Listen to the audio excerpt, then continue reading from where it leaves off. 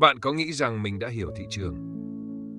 Bạn có tin rằng chỉ cần học đủ, luyện đủ, bạn sẽ nắm bắt được hướng đi của giá?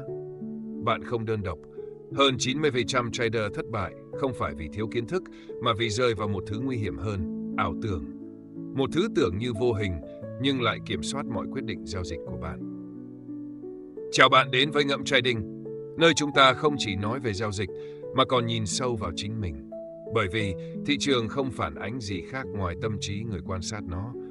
Những chia sẻ tại đây là hành trình từ trải nghiệm thật đến sự thật, là nơi mà trading gặp gỡ thiền định và từ đó một cách sống mới dần hiện ra. Ảo tưởng đầu tiên, giấc mơ làm giàu nhanh và cái bẫy của những ảo ảnh lấp lánh. Trading bước vào cuộc đời nhiều người với vỏ bọc quyến rũ, con đường làm giàu nhanh, chỉ cần một chiếc laptop, chút thời gian, vài lệnh thắng và bạn sẽ có xe sang, nhà sang, những chuyến du lịch 5 sao. Bạn nhìn thấy những hình ảnh ấy tràn ngập mạng xã hội và bạn nghĩ, tại sao không phải là mình? Chẳng ai sai khi mơ ước, nhưng có một điều ít ai nói cho bạn biết. Càng sớm bạn bước vào trading vì tiền, càng nhanh bạn rơi vào bẫy ảo tưởng. Bạn tưởng mình đang xây tương lai, nhưng thực chất đang bị kéo đi bởi những hình ảnh hào nhoáng do người khác dựng lên. Bạn tưởng bạn tự chọn, nhưng lại bị thôi thúc bởi một giấc mơ mà bạn chưa từng tự hỏi. Nó có thật sự là điều mình muốn không? Trading có thể là con đường tạo ra tự do, nhưng nếu bạn bước vào nó với một tâm chưa tự do, thì thứ bạn tạo ra chỉ là một nhà tù khác, tinh vi hơn. Ảo tưởng thứ hai, tôi hiểu thị trường. Có một ảo tưởng phổ biến trong thế giới trading. Nếu tôi học đủ nhiều, tôi sẽ đọc được thị trường. Bạn bắt đầu bằng việc học các chỉ báo, mô hình, chiến lược. Rồi bạn nghĩ, tôi bắt đầu thấy quy luật. Đây rồi, thị trường vận hành như thế này. Bạn vào lệnh, lời, tiếp tục lời. Đột nhiên, bạn nghĩ mình đã biết cách giao dịch. Chính tại thời điểm ấy, ảo tưởng bắt đầu hình thành. Không ai nói rằng hiểu biết là xấu. Nhưng trong trading, sự hiểu sai về hiểu biết mới là cái bẫy. Chúng ta không hiểu thị trường, và chúng ta chỉ hiểu những câu chuyện mà mình tự kể ra để giải thích nó. Thị trường không có nghĩa, nhưng tâm trí ta thì luôn gán nghĩa. Và thế là mỗi khi giá đi đúng hướng mình nghĩ, ta củng cố câu chuyện đó.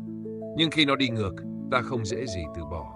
Ta nghi ngờ thị trường, ta đổ lỗi hệ thống, ta cố gắng tối ưu thêm chút nữa, chỉ để bảo vệ một điều duy nhất, cái tôi của mình. Ảo tưởng thứ ba, tôi kiểm soát được kết quả. Hãy thử nhớ lại, lần gần nhất bạn vào lệnh với cảm giác lần này chắc chắn đúng là khi nào? Cảm giác đó dễ gây nghiện. Nó cho bạn cảm giác kiểm soát, chủ động, quyền lực. Nhưng bạn đâu thể điều khiển thị trường. Bạn không kiểm soát được biến động tin tức, không kiểm soát được hành vi hàng triệu trader khác. Tất cả những gì bạn làm là đưa ra phản ứng trước một dòng chảy không ngừng biến đổi. Nhưng chúng ta lại quen nghĩ mình có thể dự đoán và lái được kết quả. Từ đó, nảy sinh cảm xúc, tức giận khi thị trường không nghe lời, lo lắng khi kết quả chưa chắc chắn, hưng phấn khi lệnh đăng lời, tuyệt vọng khi lệnh quay đầu. Tất cả những cảm xúc ấy đều đến từ một gốc, ảo tưởng kiểm soát. Ảo tưởng thứ tư, tôi phải luôn đúng. Đây là một ảo tưởng giết chết sự nghiệp trading của rất nhiều người. Chúng ta không thích sai, chúng ta được dạy từ bé rằng đúng thì được thưởng, sai thì bị phạt. Nhưng trading là trò chơi của xác suất. Bạn có thể đúng 40% nhưng vẫn thắng lớn nếu bạn kiểm soát rủi ro và tối ưu lợi nhuận. Vấn đề là tâm trí bạn không chịu nổi việc sai liên tục. Nó xem mỗi lệnh thua là một sự tổn thương, một cú đâm vào bản ngã. Và thế là bạn bắt đầu tránh sai bằng cách không cắt lỗ, bằng cách giữ lệnh quá lâu, bằng cách vào thêm để trung bình giá. Tất cả những hành động phá hoại ấy đều bắt nguồn từ một gốc rễ. Ảo tưởng rằng trader giỏi là người luôn đúng.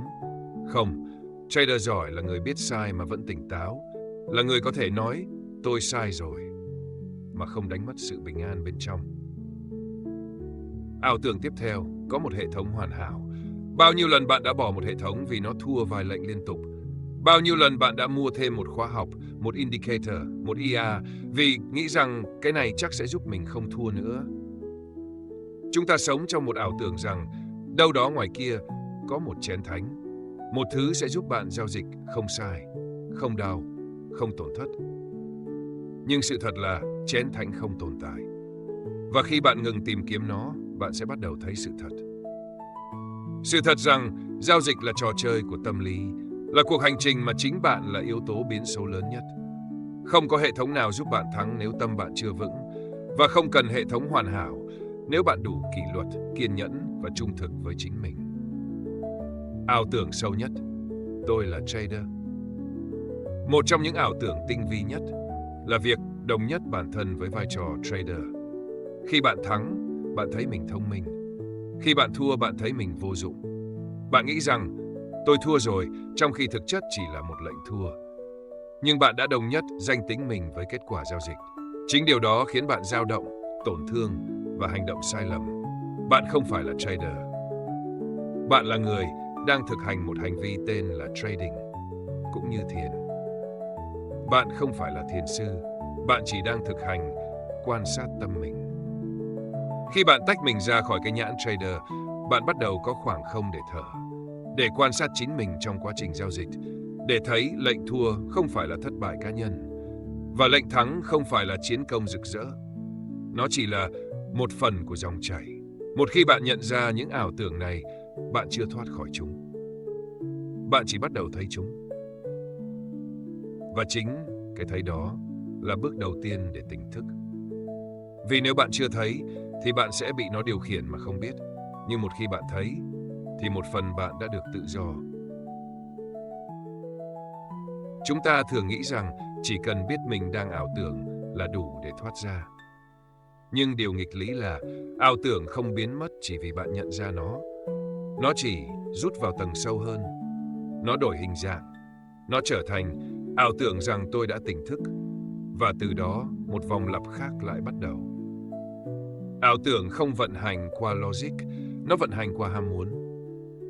Bạn có thể hiểu rằng thị trường không thể đoán được. Bạn có thể đồng ý rằng không có hệ thống hoàn hảo.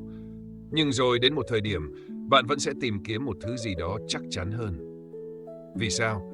Vì bản năng sinh tồn của con người không chịu nổi sự bất định. Nó luôn tìm kiếm cấu trúc, trật tự, quy luật để có cảm giác an toàn. Chính cảm giác đó là thứ khiến bạn dính mắc với những mô hình chỉ báo, tín hiệu.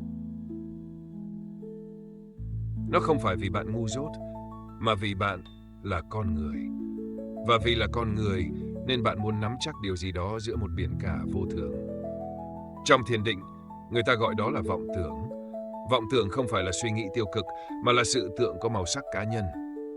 Bạn thấy một cây nến lớn trên biểu đồ. Tâm bạn nói, có tin tức gì chăng? Bạn nghe một người chia sẻ lệnh thắng. Tâm bạn nói, mình phải vào ngay. Bạn nhìn tài khoản giảm. Tâm bạn nói, mình sắp mất hết rồi. Tất cả những điều đó chưa chắc là sự thật. Nhưng bạn tin nó, bạn hành động theo nó, bạn để nó dẫn đường. Và trong tích tắc, bạn không còn giao dịch nữa mà bị giao dịch. Nghĩa là bạn không còn là người quan sát trung tính, mà trở thành người phản ứng bản năng. Giao dịch không phải là nghệ thuật dự đoán, mà là nghệ thuật quan sát. Khi bạn quan sát đủ sâu, bạn sẽ thấy một điều rất kỳ lạ. Thị trường không thay đổi mấy, nhưng tâm bạn thì luôn biến động. Có những ngày bạn vào lệnh với một tâm thế vững như núi, cũng là lệnh đó, nhưng nếu tâm bạn đầy mong cầu, nó sẽ trở thành gánh nặng. Thị trường không thay đổi, nhưng bạn thì khác. Và sự khác đó đến từ điều gì? Từ tâm, từ vọng tưởng, từ những ảo ảnh mà bạn tưởng là sự thật. Bạn sẽ bắt đầu thấy chính mình là thị trường. Khi bạn ngồi đủ lâu trước màn hình, khi bạn đã vào và thua đủ nhiều lệnh vì cảm xúc, khi bạn không còn tin vào các bí kíp thành công nhanh nữa, bạn bắt đầu thấy một điều kỳ lạ. Biểu đồ không phản ánh thị trường, nó phản ánh bạn. Khi bạn sợ hãi, mọi thứ đều trông như sắp sụp đổ. Khi bạn tham lam, mọi tín hiệu đều giống như cơ hội lớn. Thị trường là gương soi. Nó không cho bạn tiền, nó cho bạn chính mình. Một mình bạn không được che chắn bởi lý thuyết, kỳ vọng hay ảo ảnh. Nhưng sự quan sát không đến từ ép buộc mà từ buông xả. Đây là điều khó nhất trong hành trình của một trader muốn tỉnh thức. Bạn không thể quan sát khi bạn còn mong cầu. Bạn không thể nhìn thấy sự thật nếu bạn vẫn muốn thị trường đi theo ý mình. Và bạn càng cố quan sát thì càng lạc vào phân tích. Quan sát thật sự là không can thiệp. Là để mọi thứ hiện ra như nó vốn là. Là không chống lại lệnh thua, không níu kéo lệnh thắng, không đẩy nhanh kết quả. Quan sát là khi bạn hiện diện mà không cần phải thắng. Và chính điều đó mở ra một con đường hoàn toàn khác, không còn là trò chơi của hơn thua, đúng sai, mà là hành trình của hiểu mình, chấp nhận mình, vượt qua mình. Trading từ chỗ là công cụ kiếm tiền, giờ trở thành cơ hội để đối diện với bản ngã. Nó là thiền, trong một phiên bản đầy áp lực nhưng cũng đầy khả năng chuyển hóa. Vì bạn không thể giả vờ là ai khác trước thị trường, bạn chỉ có thể là chính mình. Và chính điều đó là món quà ngầm mà trading trao cho người thật sự dấn thân. Đây không phải là hành trình dễ dàng, bởi vì mọi thứ trong bạn sẽ chống lại sự quan sát thuần khiết đó. Cái tôi sẽ nói, không, tôi phải thắng. Cảm xúc sẽ gào lên, không chịu nổi nữa, vào lệnh đi. Tâm trí sẽ thủ thỉ, thử thêm một chiến lược nữa xem sao. Và bạn sẽ quay lại vòng lặp ảo tưởng, nếu không có một điều duy nhất. Sự tỉnh thức. Tỉnh thức là khả năng thấy mà không phán xét, là có thể thấy mình vừa nổi lòng tham và chỉ thở, thấy mình vừa sợ hãi và chỉ thở. Không hành động vội, không phản ứng ngay, không bị cuốn đi. Và nếu bạn có thể làm điều đó một khoảnh khắc thôi, bạn đã vượt khỏi vô mình. Bạn đã ở một vị trí mà rất ít trader từng đứng. Một vị trí mà thị trường không còn là kẻ thù, mà là người thầy. Từ khoảnh khắc bạn bắt đầu quan sát thay vì phản ứng, toàn bộ thế giới giao dịch sẽ bắt đầu thay đổi. Không phải vì thị trường thay đổi, mà vì cái thấy trong bạn đã khác. Có bao giờ bạn tự hỏi, tại sao dù đã biết rằng cần cắt lỗ, bạn vẫn không làm? Tại sao dù đã học rất nhiều, bạn vẫn rơi vào những sai lầm cũ? Tại sao bạn biết mình đang bị cảm xúc chi phối, nhưng vẫn không thể dừng lại? Câu trả lời không nằm ở việc thiếu hiểu biết, mà nằm ở sự thật rằng hiểu biết không mạnh hơn ảo tưởng. Vì ảo tưởng không vận hành trong logic, nó vận hành trong cảm xúc. Cơ chế đầu tiên, ảo tưởng luôn hứa hẹn sự an toàn. Mỗi khi bạn không chịu cắt lỗ, điều gì thực sự xảy ra? Đó không chỉ là kỳ vọng giá sẽ quay lại, mà sâu hơn là một tiếng nói trong bạn nói rằng nếu cắt lỗ, mình sẽ thấy đau, mình sẽ cảm thấy thất bại, mình sẽ mất danh dự.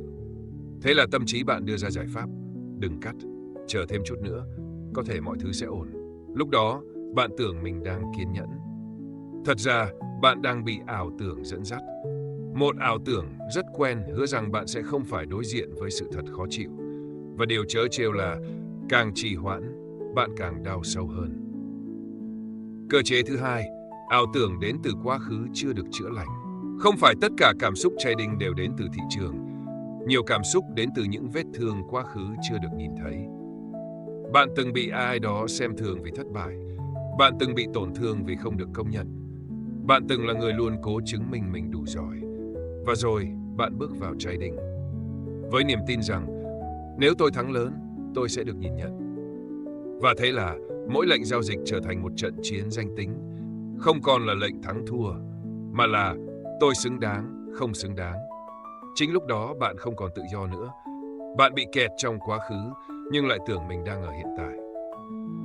Đó là ảo tưởng sâu và cực kỳ nguy hiểm.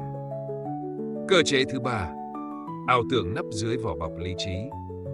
Đây là một loại ảo tưởng tinh vi vì nó mang mặt nạ của sự khôn ngoan. Bạn không vào lệnh vì thấy thị trường đẹp.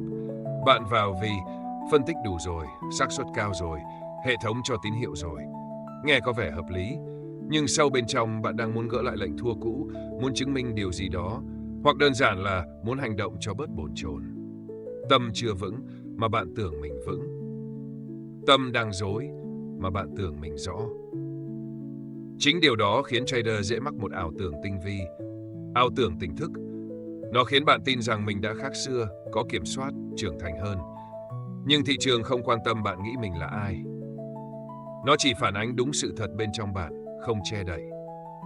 Vậy làm sao để nhận ra mình đang rơi vào ảo tưởng khi nó quá quen thuộc?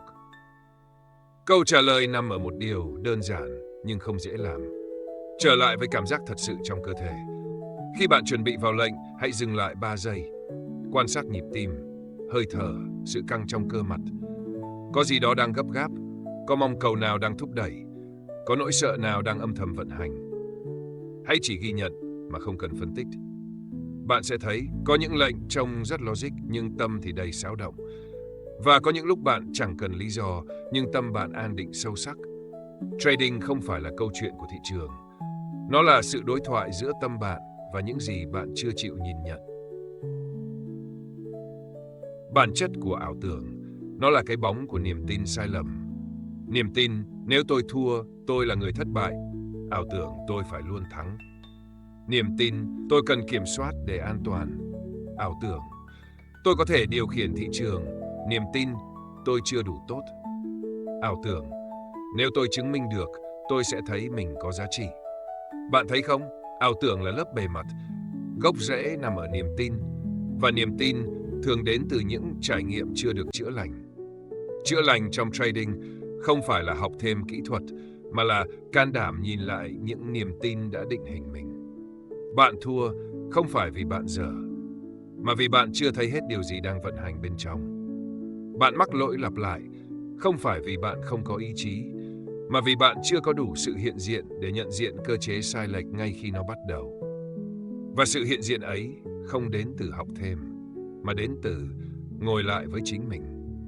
Ngồi lại với chính mình là giai đoạn chuyển hóa sâu nhất trong hành trình trading. Bạn không còn là kẻ chạy theo lệnh. Bạn không còn phản ứng theo cảm xúc. Bạn bắt đầu thấy lệnh chỉ là cái cớ, biểu đồ chỉ là bề mặt, tiền chỉ là chất dẫn. Cái đang được đào sâu là bạn, là cái tôi bạn, là tổn thương bạn, là thói quen vô thức bạn.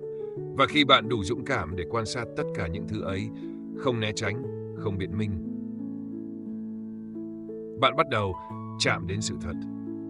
Sự thật ấy đôi khi không dễ chịu, nhưng chính vì không dễ chịu, nó mới có khả năng giải thoát. Một khi bạn đã bắt đầu rõ cơ chế vận hành của ảo tưởng, bạn đứng trước một ngã rẽ, hoặc quay lại lối cũ, nơi mọi thứ quen thuộc nhưng lặp lại nỗi đau, hoặc bước vào lối mới, nơi bạn thật sự sống với hiện tại, dù không dễ. Buông bỏ không phải là chấm dứt, mà là thức tỉnh. Bạn có từng nghĩ, hay là mình dừng lại, trading có vẻ không dành cho mình. Suy nghĩ ấy đến sau nhiều lần thua lỗ, hoang mang, thất vọng về chính mình. Nhưng có một điều bạn cần phân biệt rõ. Từ bỏ là rút lui vì sợ hãi. Buông bỏ là bước tiếp mà không còn bị ràng buộc.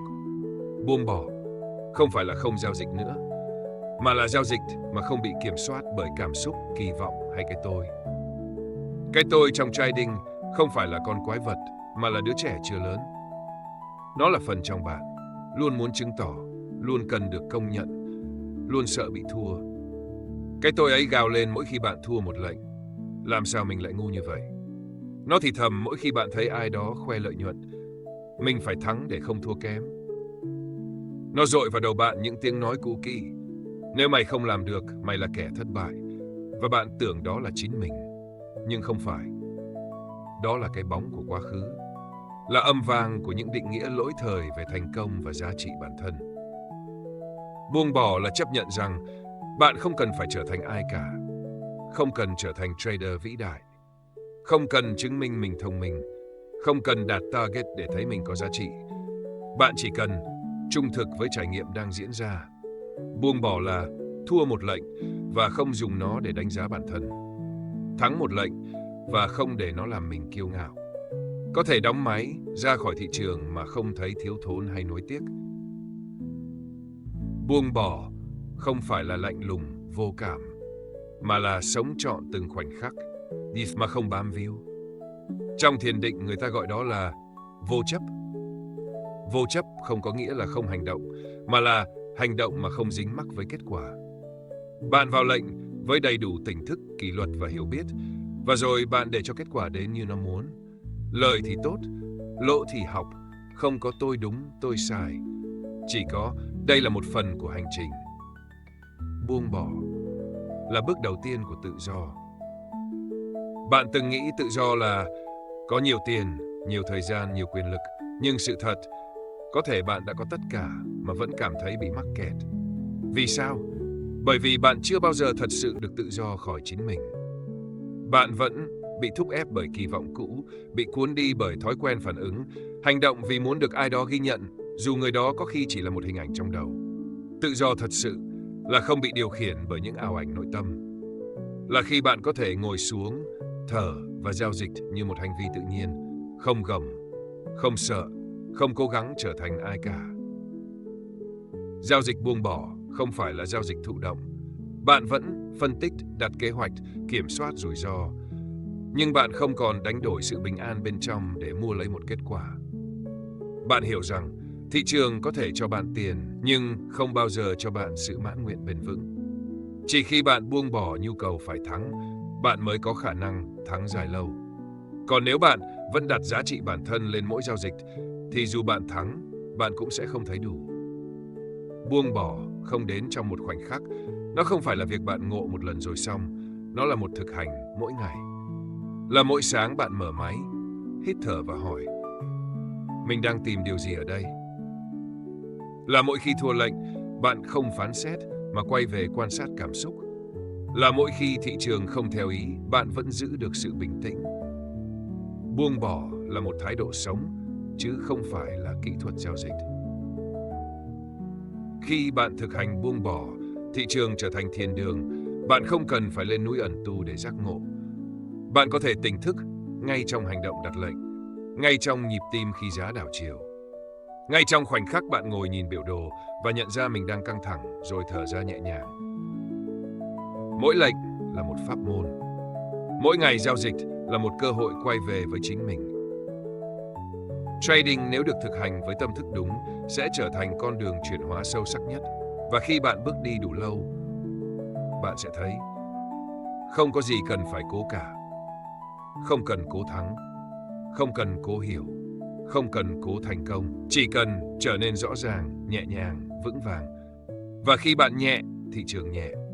Khi bạn rõ, hành động rõ. Khi bạn vững, kết quả dù thế nào cũng không làm bạn lung lay. Bạn không cần trở thành một trader tỉnh thức. Bạn chỉ cần trở lại là chính mình trong từng hành động giao dịch.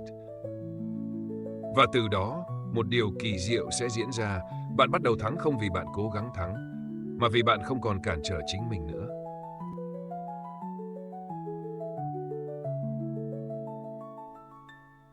Thức tỉnh khỏi ảo tưởng không phải là điểm đến mà là cách sống.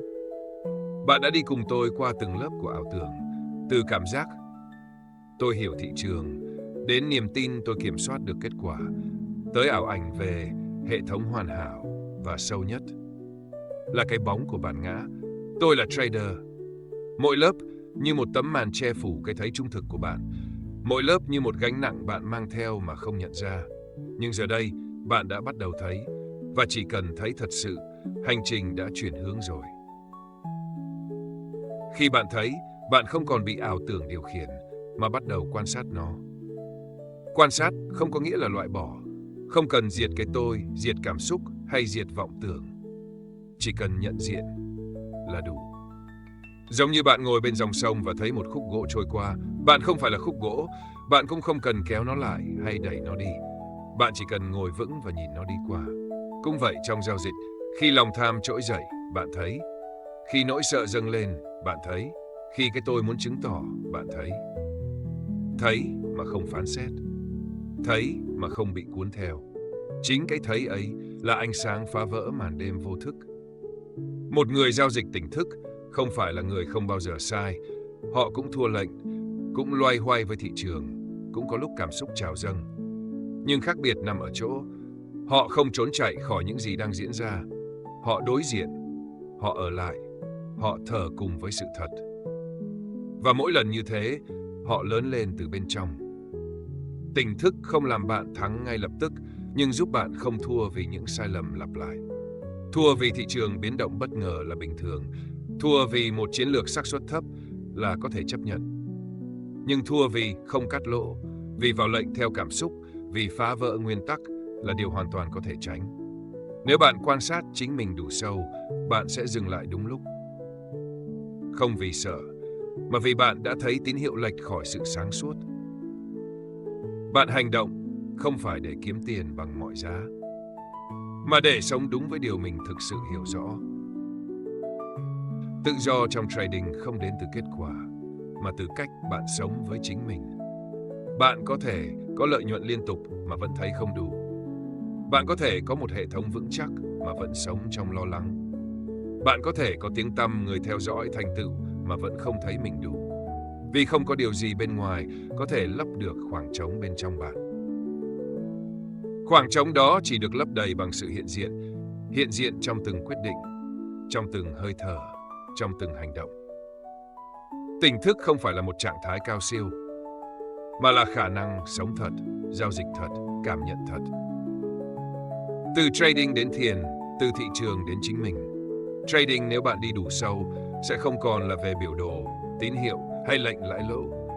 Nó sẽ trở thành một tấm gương chiếu rọi bản chất của tâm thức. Mỗi lần bạn định phản ứng, bạn có thể quay lại thở. Mỗi lần bạn sắp phá kỷ luật, bạn có thể ngồi yên thêm chút nữa.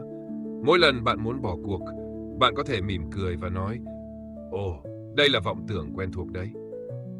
Trading trở thành thiền hành, không còn là trò chơi của hơn thua, mà là hành trình đi về phía trung tâm của chính mình.